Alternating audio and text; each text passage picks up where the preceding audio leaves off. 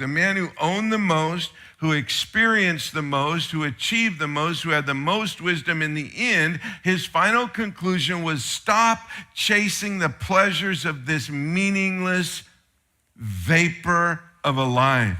Stop chasing the things of this life. Instead, fear God and obey his commands. And we saw last week, be content with what God has given you and live in peace and be happy. Fear God, obey his commands. And then he says in verse 14, God will judge us for everything we do. What he's saying is, listen.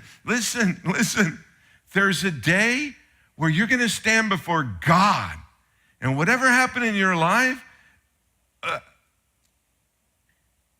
you're going to answer for it. We have got to wrap our heads around the fact that that moment that we stand before God after our death is more important than anything we're chasing in this world. We have got to get our priorities right. This world, vapor.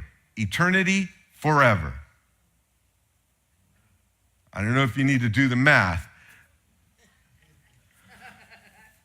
The reason that Solomon said stop chasing the things in this world and put your focus on God is because he knew two things. Number one, this world is a vapor and it could end tomorrow. And number two, eternity is forever and it could start tomorrow. And so the wisest man in the world says, focus on what is eternal, not what is a vapor. It's Jesus Christ who is eternal. Jesus Christ himself is the eternal one. John 8:58's on the wall. Jesus says, truly, truly, I say to you, before Abraham was, I am.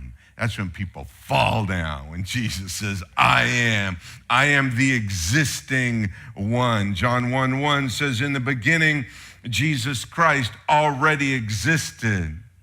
Revelation 22:13, Jesus says of himself, I am the Alpha and the Omega, the first and the last, the beginning and the end. Jesus Christ is the eternal God in the flesh who came to this earth and lived the perfect life, who died on the cross in our place to pay for our sin, who was buried and rose again on the third day, conquering sin and death and the grave on our behalf for us. He is the eternal one who has done the eternal work for our eternity, and we spend our whole life chasing stuff in the world.